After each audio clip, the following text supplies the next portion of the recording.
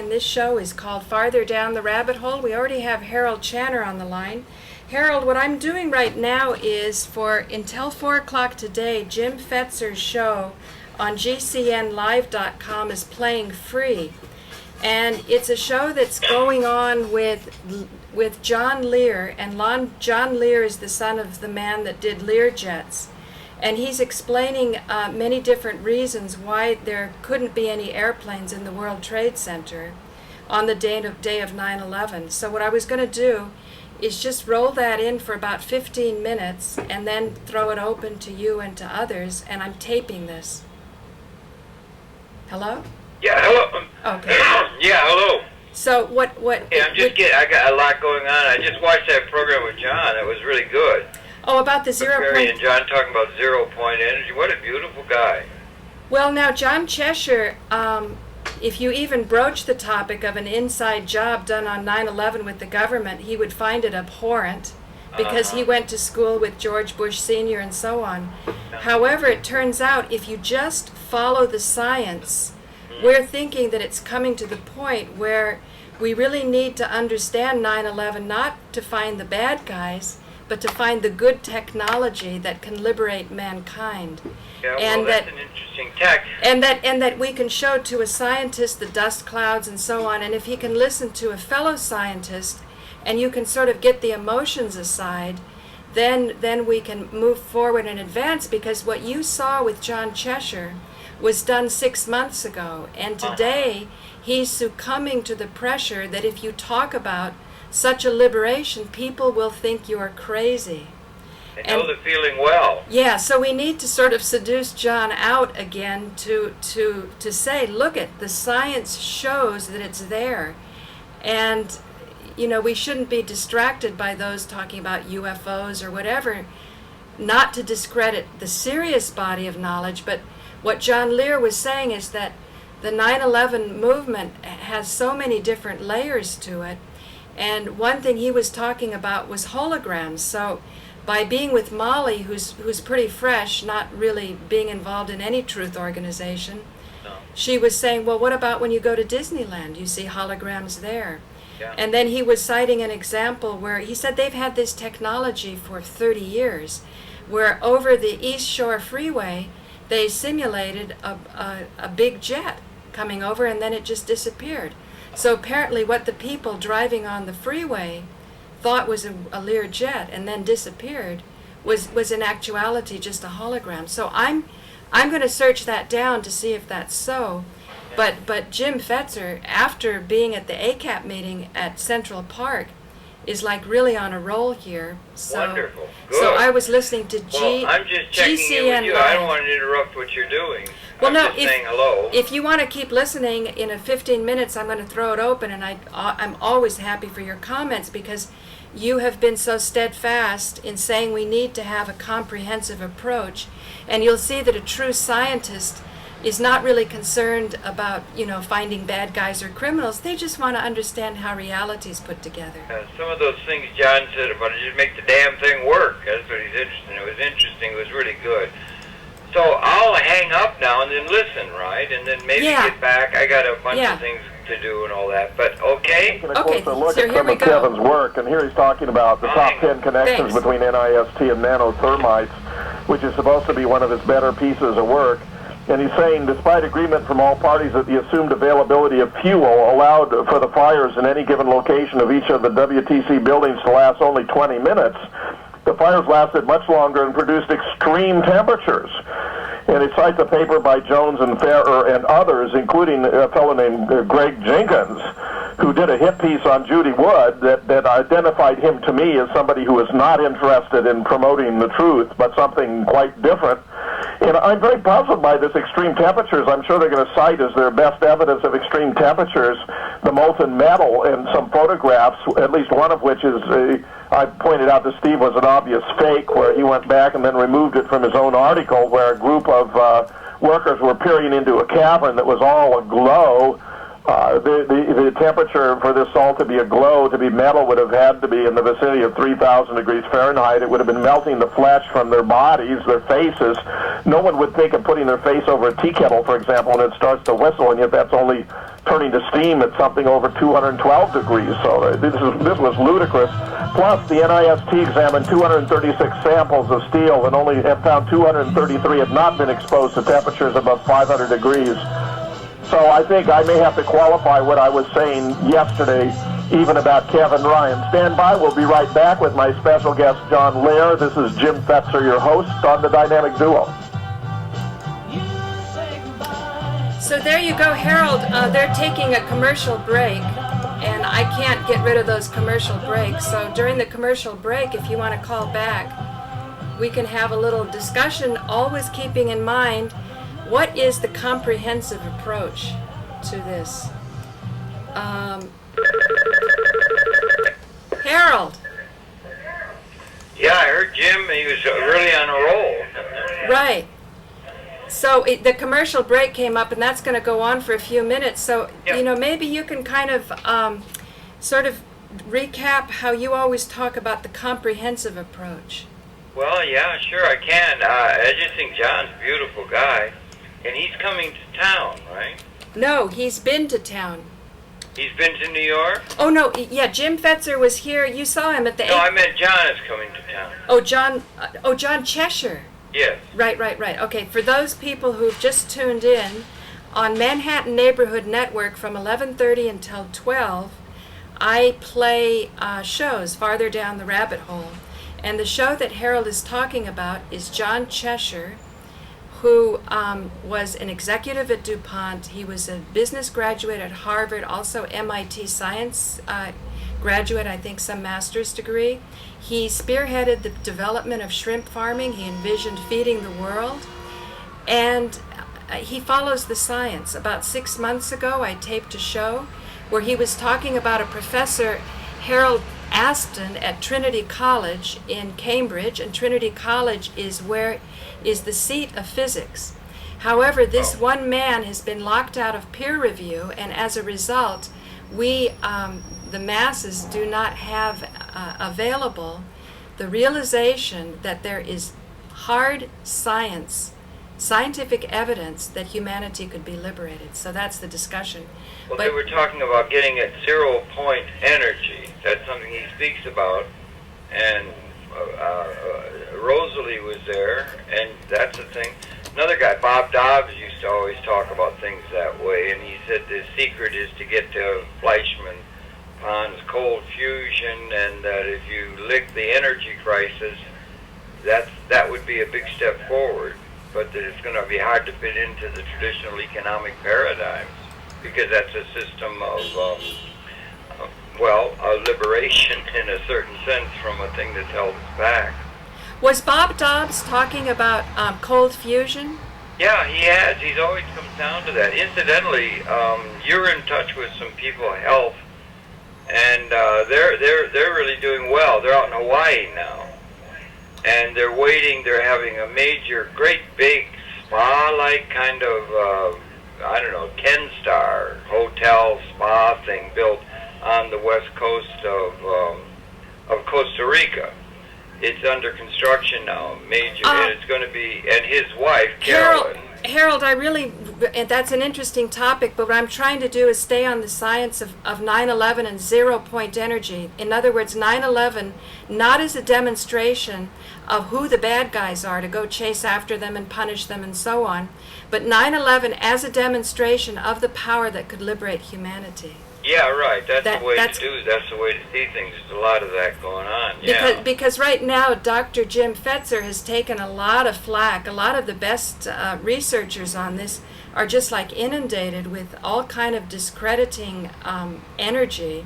And I felt that by bringing him to the ACAP meeting, or his picnic, at Central Park, where he could just sort of hang out with Molly, and even Dear Ugly George was there, talking about how do you give media to people who, if you misuse information, they can be distracted, but who, as human beings, are thirsty for real knowledge, and that they'll support something real, even if it's picking up girls. You know? Well, yeah, all of that. Yeah, that's all part of a gigantic, perhaps, liberating potential that's blown in the wind.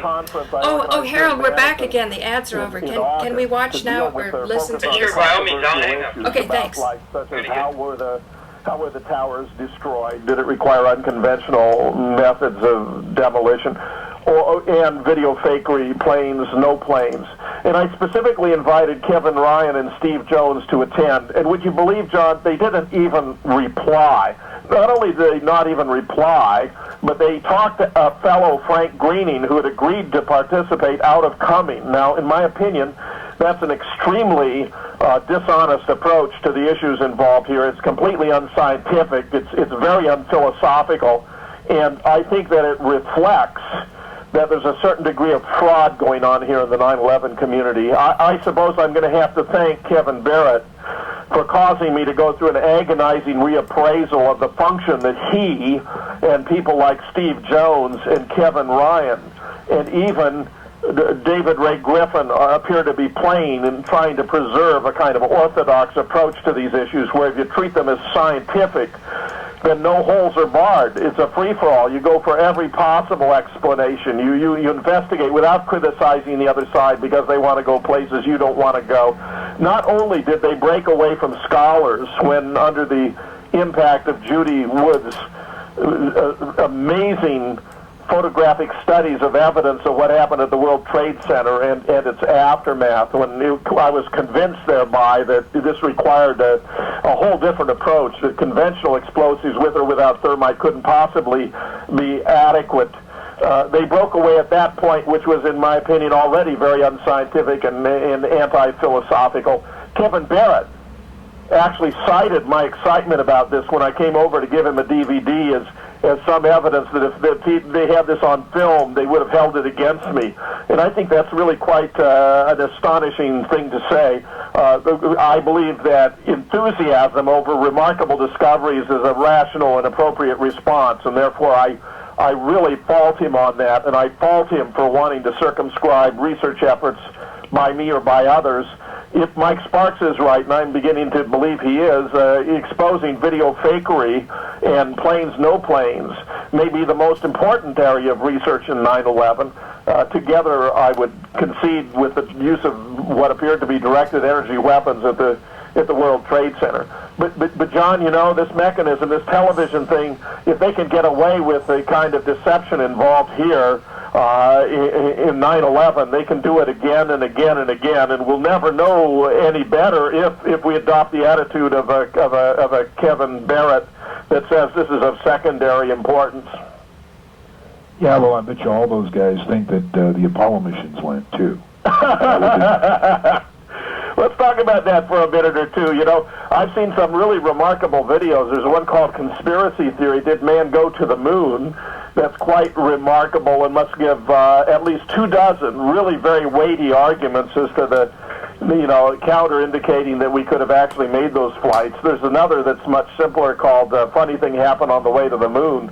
There's a new one now, I think it's available on the internet, called Moon Movie. And one of the great points made in Moon Movie, John, is that Werner von Braun apparently led an expedition down to the Antarctic. So now I'm going to go back to me again, and I'm going to hope that Harold calls in.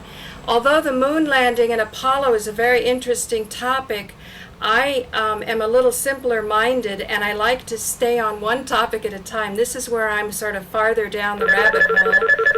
And hey Harold, I was just saying that I like to stay on one topic at a time. That's where I tend to get farther down the rabbit hole. And when I go on the Howard Stern channel, I think it's Howard 101, I call it total penetration, to like totally get into the topic. But it's also an example of airplanes that are moving through air in the same pace that they're moving through the building. So he's talking about the moon. On a roll. That's really good for you to do that. He's talking about the moon landing, and I don't want to talk about that at this particular time. Yeah, But what do you think about what he was saying about when you have a group of scholars that are coming together to discuss a topic, and as soon as the topic starts to go in a direction that one feels invested in or not invested in any longer, they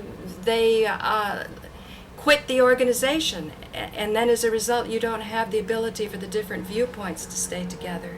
Yeah, I think there's a lot of that going on, don't you?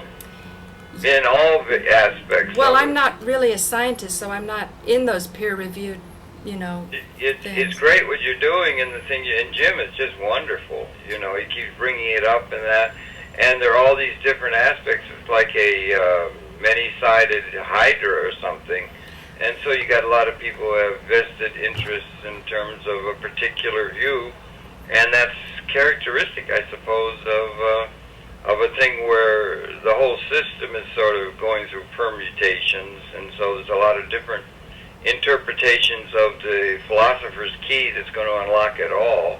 So people get very excited about that, and a lot of people think they have the key to it, and it's coming in from all sides. So I guess in a certain sense, it's good because it's like a quickening in a pregnancy or something. You're coming soon, the water's going to break, and that's the way I interpret it. We're going through a massive change, and it's coming in from all sides. The feeling I get, Harold, is that it seems as though Kevin Barrett, who I like very much, and Kevin, I like him because he has a nice sort of a sweet energy about him, and he talks about conviviality. And he's a Western guy who became Muslim. And I remember when I was reading the Quran, I was very struck by the sheer poetry and the harmony and the beauty. And when I went to Kashmir, I met actually a freedom fighter there who was such a scholar. But because he had been a freedom fighter at one time in his life, he was really ousted from his society that was just trying to survive. But his diction and his command of the English language, which was his second language, it was superior. He wrote like an angel. You know?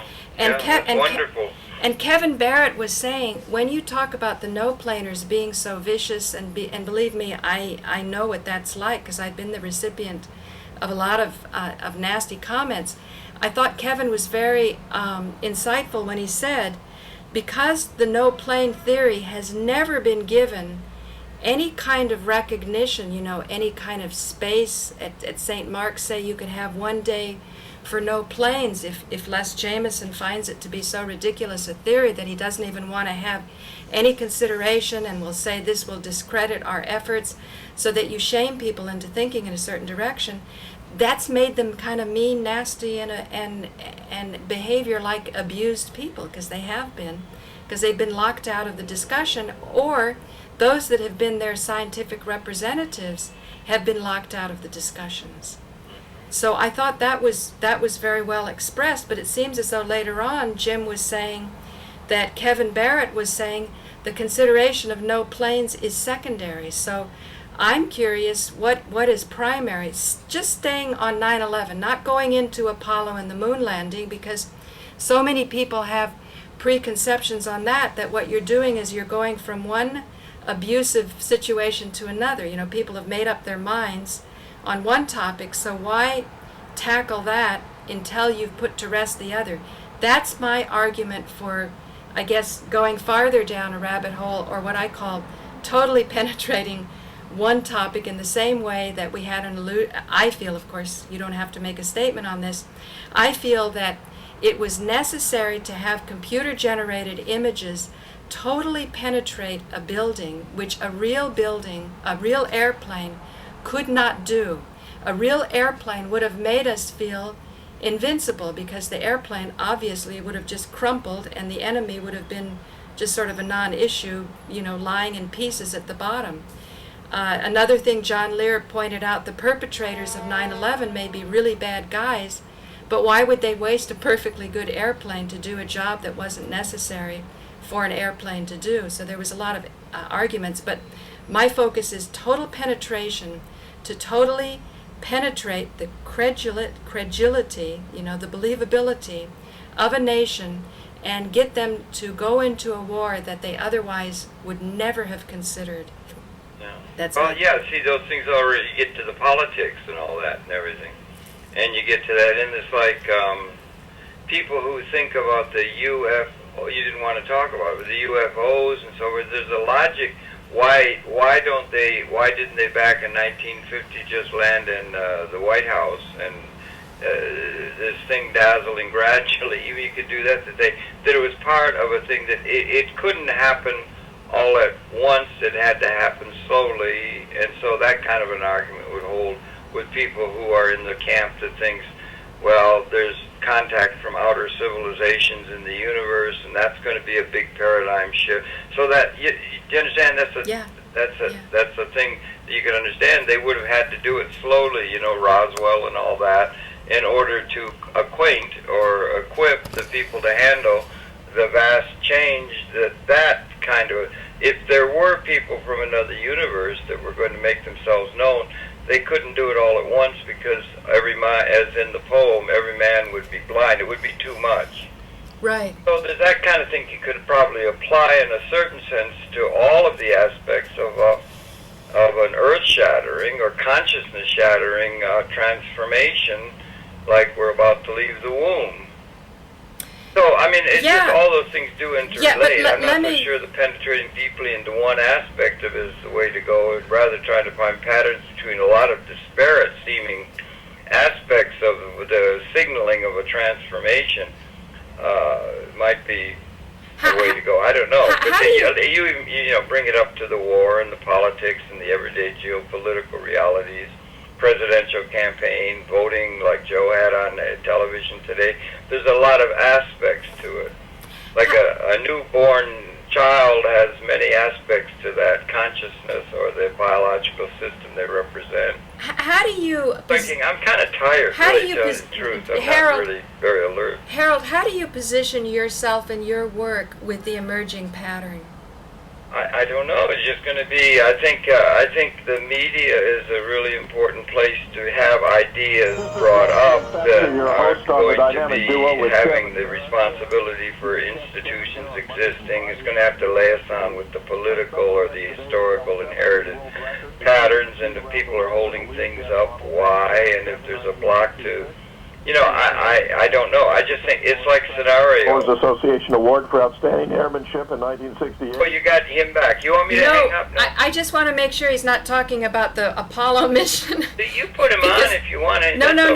No. See, what I'm trying to do, Harold, go ahead. What I'm trying to do is show the importance of the comprehensive approach of doing work that's in line with historical patterns, or historical institutions, so that even if the institutions are not going to be the leaders, somehow there's a way for people to be informed so they can lead the institutions. Right, I think there's going to be a wisdom out of the mass of the people who can do it. But I do think it's very important. Your fellow Rosenberg, is that it? Marshall Rosenberg. The cat out of the bag. This idea. And I wondered if we might, look at some of the points that be inclusive of the historically inherited patterns of the people representative. Right. Let's go back. They're doing 9/11 again. When it comes to controversial issues, certainly it was miserably inadequate in terms of its coverage of the assassination of John F. Kennedy, even after a vast amount of objective scientific evidence has been adduced that proves the existence of a conspiracy and a cover-up, and it's been equally awful about 9/11, even though that event occurred only a few blocks away from its offices and involved the killing of... Okay, again, I'm going to ask if Harold calls back, because what I'm interested in doing is staying on this topic of the comprehensive approach versus being very focused and narrow, which oftentimes... Okay, he was talking about the Kennedy assassination. I don't want to go into that either. So what I meant by... that would be one, yeah. Yeah, but what I meant... So that would be... Well, like, say, for example, when you say, why wouldn't the UFOs go into the White House, meet on the lawn, and the media covers it, and that's that. That gives some reason why it's been so long and it's been covered and all that. Yeah, but then I remember a friend of mine, when I was in Cyprus, he was a diplomat in many different countries, and he was in his retired years. His wife was a bit younger. And he said in the 1950s, when he held a post in Rome, there was an enormous sighting that everybody saw, well, everybody that was there at that moment on the streets, and it was reported in the newspapers. Yeah. But then after that, it was sort of covered up. So it seems as though the patterns are there, but I kind of had the sense that whatever disagreement's going on between Kevin Barrett and Jim Fetzer now about the value of studying TV fakery perhaps could be helped by people like ourselves in the media, even if it's alternative media. Well, it would have to almost be alternative media. Yeah, exactly. From which it would emerge, yeah. Right, not because there's anything wrong with us, yeah, but just because of the nature of how the paradigm shifts. So we shouldn't feel ashamed that we're alternative media, but just see that for now bandwidth is relatively cheap. People aren't being charged for what they're watching on the internet. They will be in the future, Harold. People are gonna make a decision about whether to watch us or American Idol. So well, you just think of the fact, as John says, if you get to where you can see a trend where the cost of everything are just coming down exponentially. It may be a point where the whole basis of the geopolitical and economic structuring of the planet is going to be undercut in a situation where you're going to be able to have everything for nothing. So if you've got a thing where you can have unlimited bandwidth, and that exponentially is developing now out of the labs and that kind of stuff. So all of the paradigms around, scarcity and the modeling of the world and all of that is being transformed to one where there will be abundance. It might be we're going to have to offer. We're just did a program that's going to air. I'm just editing it now and everything, but it's going to be with Alice Slater, who's really good. She's talking about the destructive capability and that sort of thing. Carol, do you believe that we have unlimited bandwidth? No, I think we will. It will be unlimited, particularly when they get to carbon 60. But Harold, here's why, if that's the case, if somebody like you knows, just through your connections, you're not really associated with the deepest think tanks, but you've had very illustrious guests on your show. If you think that unlimited bandwidth is coming, why is it that they're starting to charge? They're starting this down in some remote parts of Texas. They're starting to charge for people using the internet. Why, if unlimited is coming, and we're supposed to have fiber optics in New York pretty soon, and they've coming. Philos has already been there. They're starting to build it out now in New York. But what they're saying is that it's taken a while in Manhattan because they have to dig up the streets and things like that. But it seems as though as soon as it comes, it's going to have a meter along with it. Yeah, they'll be trying to have it. That's why you need an economic model that can deal with something other than scarcity. That gets over into the political and the economic and the everyday and that kind of thing. They have agreed to, as far as, let's say, keeping an opening on what's public access. We did that program with George yesterday. That was good. That's what I'm putting up on the site now.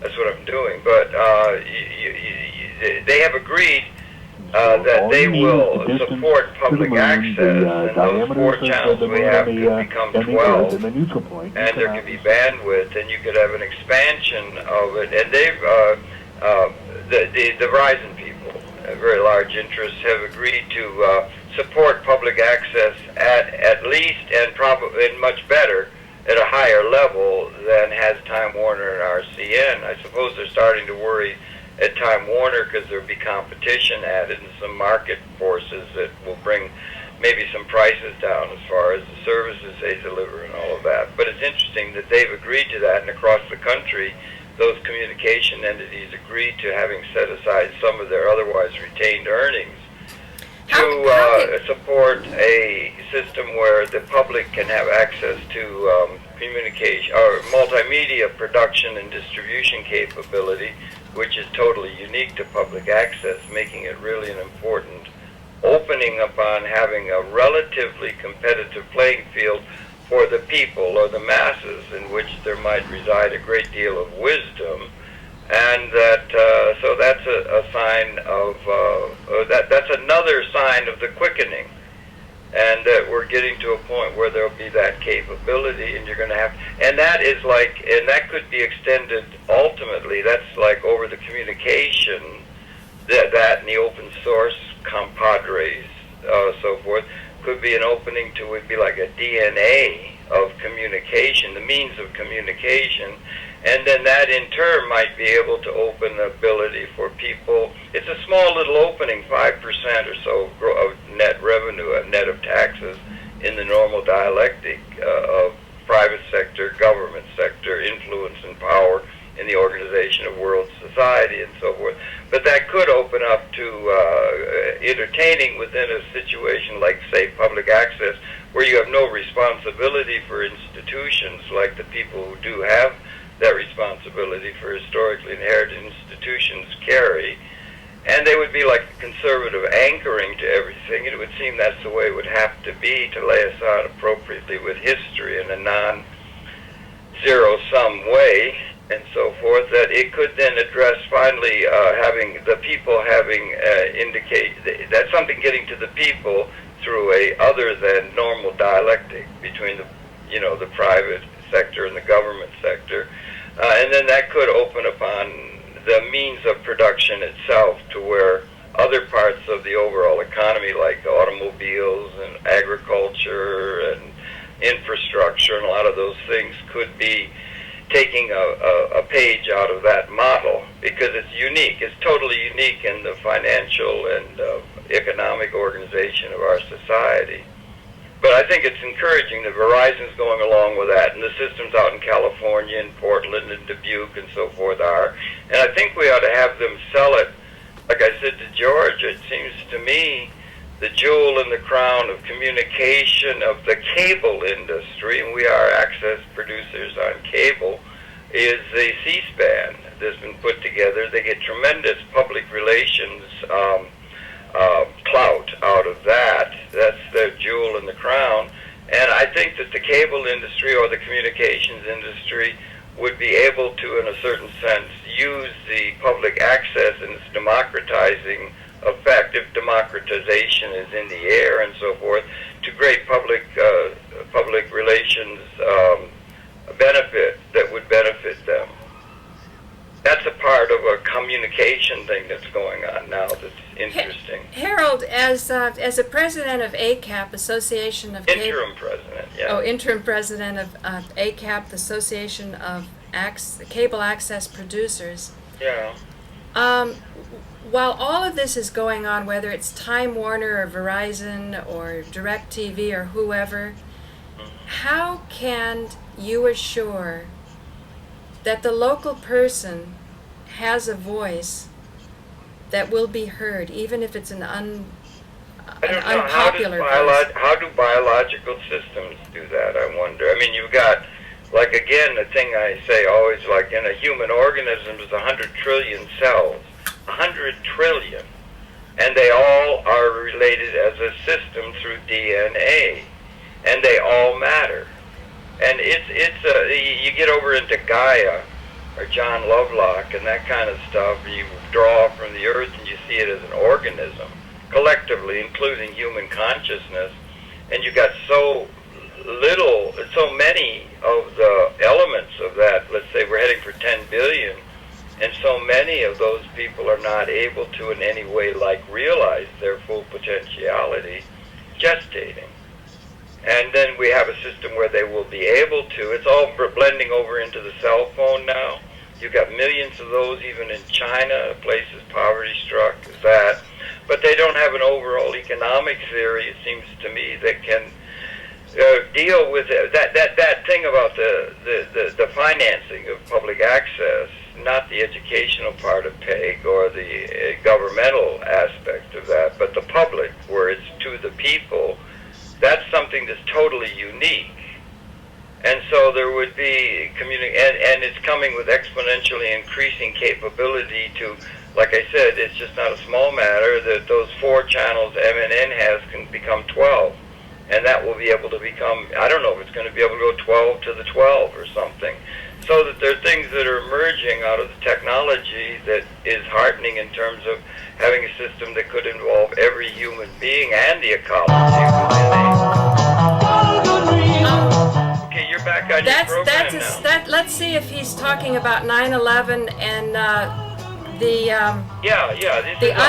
unleashing the stuff with George and Alice. The technology to liberate. I'm kind of tired, but okay. Yeah, and you want me to hang up? I'll hang up now. He may be going off on another topic, but he might be talking about Einstein, which would be very. Would be part of the whole then I'd thing. Like to, and you're doing great. I'm taping this. I'm taping this, Harold. I'm not wasting your time on it. Not at all. No, it's just so many things going on. That's all. And I'm also kind of tired. But in a good way. Oh, great. Here we go. Special guest today, John Lear, is a remarkable pilot, holds all kinds of records. He has held 17 world records, including speed around the world in the Lear Jet Model 24, set in 1966. He was presented the PATCO Professional Air Traffic Controllers Association Award for Outstanding Airmanship in 1968. Senior Vice Commander of the China Post 1, the American Legion's Post for Soldiers of Fortune, a 25-year member of the Special Operations Association, and a member of Pilots for 911truth.org. And he has just thrown me an enormous curveball in bringing up a book called Gravitational Force of the Sun by Perry Spolter, S-P-O-L-T-E-R. And I've been looking it up on Google, actually on Amazon.com. And John, I just have to go through some of the comments about this because they certainly echo what you are saying about it. But I'm going to have to, take a good look at this. My own background is in the history of science and the philosophy of science, and what we're talking about here is if this work is well-founded, if she's right, this is an enormous contribution to the history of physics. I guarantee you it's well-founded. I'm telling you, John, this is stunning. Let me read some of the reviews here from Amazon. Nexus Magazine, December 96, 97. So this book's been around for a while, I guess. Let's see, what year? 1983. 1983. Well, okay. Here's what it says. I'm writing to thank you for reviewing a book called Gravitational Force of the Sun by Dr. Perry Spolter in Nexus. I bought the book to find out how to calculate the gravitational force of celestial bodies for a project I'm working on, thinking it would be a well-understood and thoroughly documented area of research beyond controversy. More fool I. Dr. Spolter exposes the fundamental mathematical errors in both Einsteinian and Newtonian theory with such elegance and ease that even a mathematical recalcitrant like myself was inspired to recall my high school mathematics last used in anger 20 years ago to follow her working out. No, I'm not making this up. I voluntarily engaged in strenuous mathematics for my own enjoyment. Very focused. Successfully knocks the pins from under two great unchallenged theories of science, reviewing original documents Newton wrote, examining the mathematics and assumptions of Einstein and Newton. I've seldom read a more thorough hatchet job. She must be a relentless researcher with a prodigious memory and intellect. The book is not negative.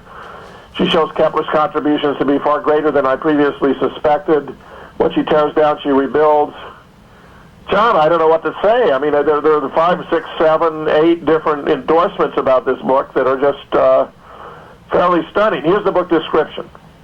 The book presents new concepts in the study of gravitation. A new equation for the gravitational force is introduced, which is the correct interpretation of Kepler's third law, and which has been verified experimentally to a very high precision. The equation is F equals A times A, or force equals acceleration area. The book also presents equations for sequential distances of the planets from the Sun and of satellites from the centers of Jupiter, Saturn, and Uranus, with correlation coefficients upwards of 0.99, concluding that gravitation is quantized. A simple and useful equation for eccentricity is presented as the ratio of the sum of perturbations of the gravitational force of the Sun. It's shown Kepler's second law is not a general law. Equal areas are swept in approximately equal times. Only near the perihelion and the aphelion, there is now confusion between the concepts of force and energy. The last chapter of the book, new units are introduced to clarify the two concepts. An equation containing mass relates to the concept of energy. Force is independent of mass. Mass and energy, of course, are equated or related by Newton's, by Einstein's E equals MC squared, of course. But yeah, well, she proves all that wrong, and that Einstein was a fraud. But let me tell you something, Jim. Here, one of the reasons that they faked Apollo is they wanted us to believe that there was no air on the moon and that there was no gravity. Therefore, nobody could live there. In fact, millions of people live there. If you want to look at a book with some great pictures of the structures on the far side of the moon, go to www.lunomally.com. And Alan Sturm just published. So here we are back again. If Harold wants to call up, we're going to be kind of winding up the show, because I don't want to talk about the moon and I don't want to talk about the Kennedy assassination, but I do want to talk about just the pure science of 0-point energy. And I don't like harsh labels to say like Einstein is a fraud. I want to be understanding enough science so that I can kind of work things out. That's why I said I call myself the accidental physicist, or if I happen to be doing these topics just to sort of observe in nature. And John Cheshire was someone who pointed out that a lot of these devices that were popping up oftentimes pop up in the basements and the garages of people who are not, trained as mathematicians. They don't have degrees as physicists. They're just very dexterous and they're good putterers, and they figure things out. Now, the problem with the system that's very given to copyright and patents is these types of people can have their inventions swooped up, the patents can be owned, and then even if you're the inventor of it, if you've given up your rights to this patent, you can't get it. I think there's nylon stockings that don't run. There's supposed to be rubber that never wears out. These kind of things, I think the patenting process and the copyright process has to be deeply reconsidered if we are going to have that liberated society. Otherwise, you can have no matter how powerful the technology goes, it can be sort of rounded up and used and controlled. So that, say, a production like Hair that I went to, it was free. I thought because it was free, nobody would be denied any income. So I taped it, and I got this very nasty email saying, well, I shouldn't use a harsh word like very nasty, just in no uncertain terms, could that be used? Now, if I'd seen an image on the internet, you can see YouTube is just filled with, copywritten material and then comments on it. And if you're not allowed to comment on what's in the social awareness, then it means your life is going to be only as a receiver. You're never going to be able to contribute to the development of that society as a contributor, as a transmitter. And the beauty of the internet right now, and particularly with YouTube, is something can be posted, whether it's your original material or whether you've taken someone else's. You're making a comment on it. Just by putting that on your site, you're saying this is worthy of looking at. For example, right now, I was bringing to you some comments of Jim Fetzer and John Lear about the topic of airplanes in the World Trade Center. That was where I wanted to specialize on, and to use the expertise of science for that. I didn't want to go into what he was going into, which was also the Kennedy assassination and the moon landing. So my little platform of authority here wanted to focus on that. And anyone else that wants to trust this particular platform authority kind of has a sense of my tastes and proclivities, and can go there when they want this certain thing and can go somewhere else when they want something else. The comprehensive point of view that I'm concerned about is how can you make sure that every viewpoint is included that could be useful to the success of an overall emerging pattern that is not yet here. It's not here yet. So because a pattern or a strategy for living life may not yet have been achieved, it would seem that at the point that you're at now, what will become in the future successful will look like absolutely unsuccessful. or crazy or lunatic when you're looking at it from the narrower viewpoint that we have now.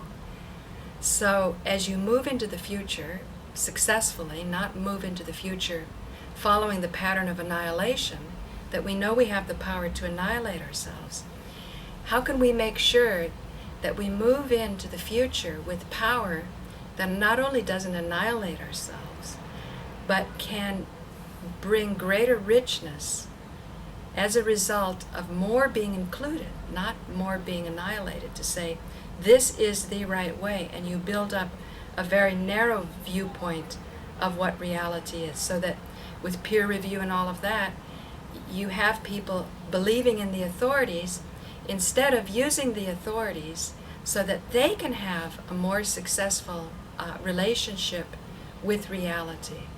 And that's why I was going around yesterday in Manhattan, and I was just showing big buildings, steel, the steel columns that are used on the street to try to keep automobiles from going in a certain direction, to sort of organize parking and traffic, and saying that a car is far more hefty than an airplane. And so if a car will crumple with one of these steel columns, then how much more so would an airplane, who's more fragile, crumple when the columns are far bigger? And so that's why I call it the accidental physicist, that authority can build up so much, become so co-opted, that it's so out of touch with reality, that then simple people like myself come along and say, hey, this doesn't make sense. And can we stick on topics so that we can make our own life successful and understand, wow, I'm going to be considered crazy, so maybe, be discreet in this circumstance and more vocal in another circumstance. So let's see how we're doing. Question. Okay, we're still on the ads there, and I think Harold has probably gone off to do other things. So what I'm going to do is stop the tape until we get John. I'm going to take you to an email that I just got now, and he's going, "Hi Paula, I hate to say it, but even though there could be an extra explosive technology, I think Fetzer is wrong in his assessment that something previously untested could be thrown into the mix of such an orchestrated demolition." Before I go on, I don't think that's what Jim was saying. When they say previously untested, I think what they mean is it may seem previously untested to those outside of the top secret, I even hate to say industrial military complex, because there's a lot about the military and a lot about government that's very valuable for protecting the integrity of the society. And I often think that there may be a large part of the official military that does not understand the extent of the weapons that we have. So for them, it would be considered untested, and certainly for us. So that's just one comment. I am sure they would not want to try to destroy those buildings the way they did with some kind of thing that had not been put to use in some form before. Well, of course, there's also the thought that maybe the World Trade Center demolition was some kind of a test, and they had done some other secret tests before to sort of calculate the risk that would be involved, and they sort of assessed how much control they had over the media and so on to pull it off. But that's just a thought. We saw Building 7 come down conventionally, which was a more normal demolition, but about the same speed. Building 7 is something that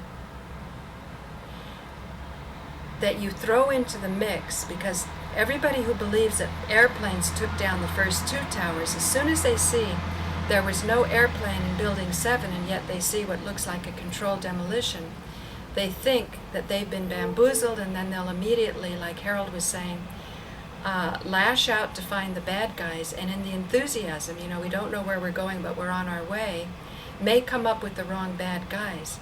So you have to go very carefully on this.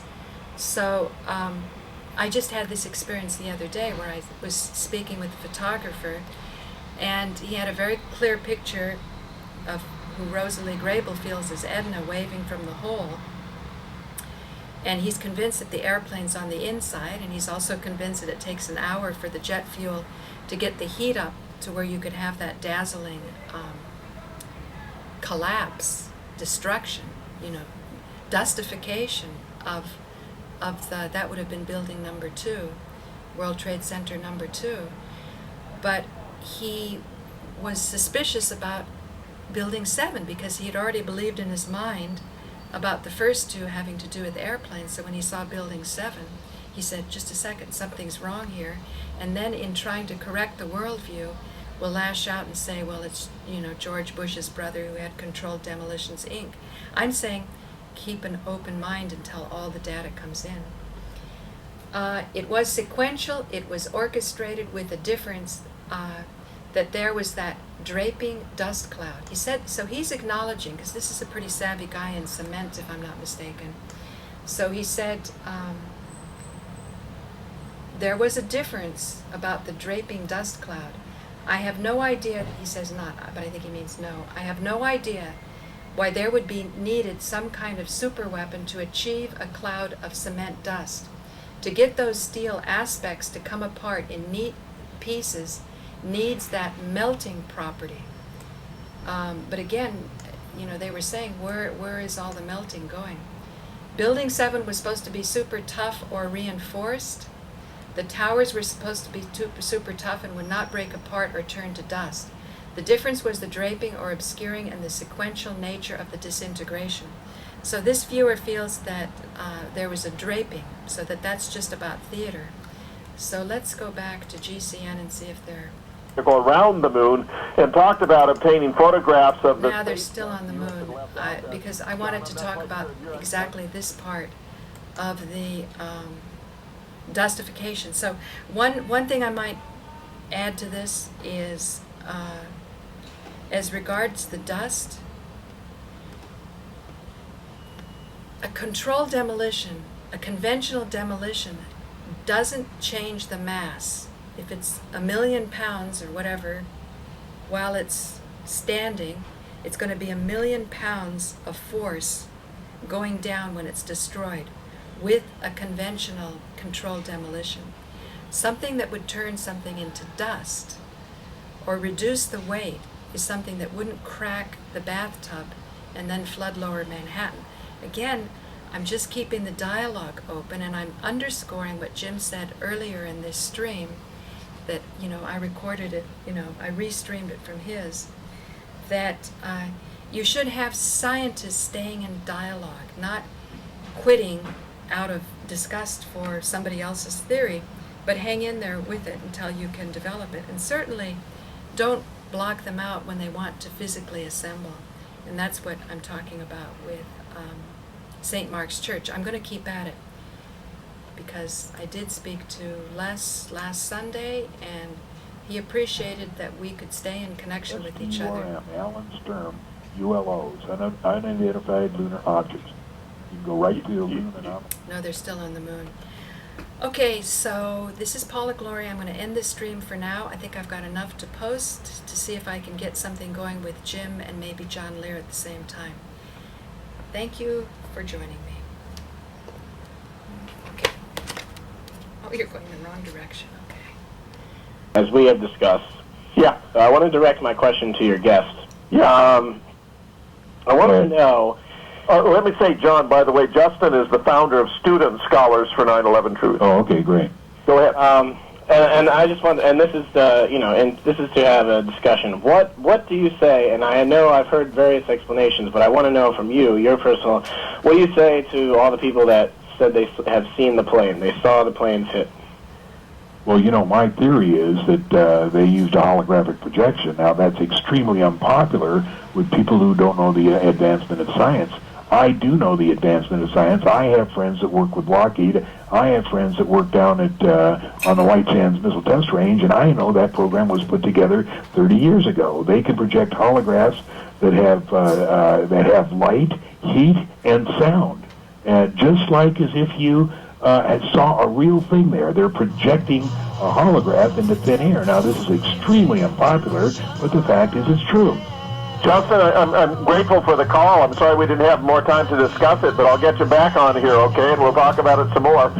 John, I can't thank you enough for coming on. You're a fascinating guy with a remarkable history of accomplishment, so I look forward to having you back. It's a pleasure to be here. This is power engine thrust at sea level. It just cannot happen.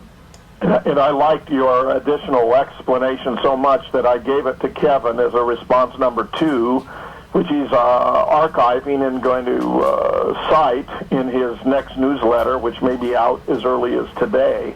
So I really liked your additional elaboration, John. I think it's simply excellent. Would you not agree with me, therefore, that since this is an impossible event, it demonstrates conclusively, I'm inclined to say, that the Michael Herzakani video is a fake? Absolutely, absolutely. And I didn't mention the turbofan engine. As you know, turbofan engines were built after the turbojet engines specifically to apply or use a lot more thrust at very low speeds to get these huge new airliners off the ground. And the way they did that is they put what is essentially a propeller or a fan 7 feet long on the front of the engine. That accelerates a tremendous amount of air at a tremendous amount of thrust, and this enables it to get off the ground in a short period. Now, at altitude, because the air is 3 times less dense, it can handle that air. It's a high bypass engine, and it bypasses the air that it can't use. So it operates. Excellent points, John. Stand by. We'll be right back with my special guest, John Lear. This is Jim Fetzer, your host on the Dynamic Duo.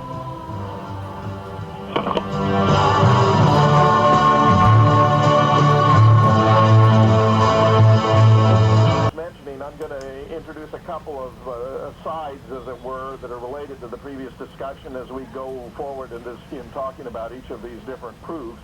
And the remark I just make now is in relation to this question about being rude.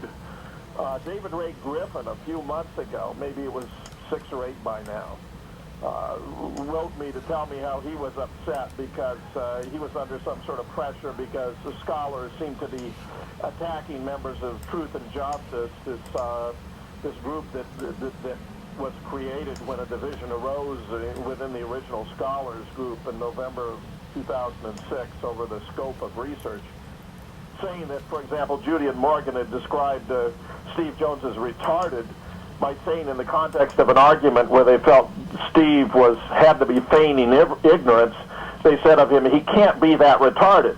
I pointed out to Griffin that when they say can't be that retarded, they're not only not saying he's retarded, they're actually denying he's retarded in a rhetorical fashion. I pointed out to Griffin that there were others who represent Truth and Justice, in particular a woman named who calls herself Victronics, whose name is Victoria Ashley, who had issued statements on behalf of Truth and Justice that were far more biting and vicious of members of scholars. Nevertheless, he withdrew from scholars, just as Kevin has now withdrawn for completely other reasons, but in my opinion equally bad ones.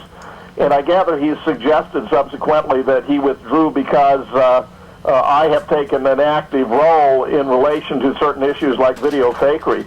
Well, that was not anything he said to me at the time, and I find it very puzzling why he's saying that now when he didn't say it then. That's an aside, John. Here's the second argument, then, of the 5 that I gave to Kevin, and I'll just read it and we'll talk about it. Give me your critique. Number 2. The way in which the plane enters the building appears to be impossible as well.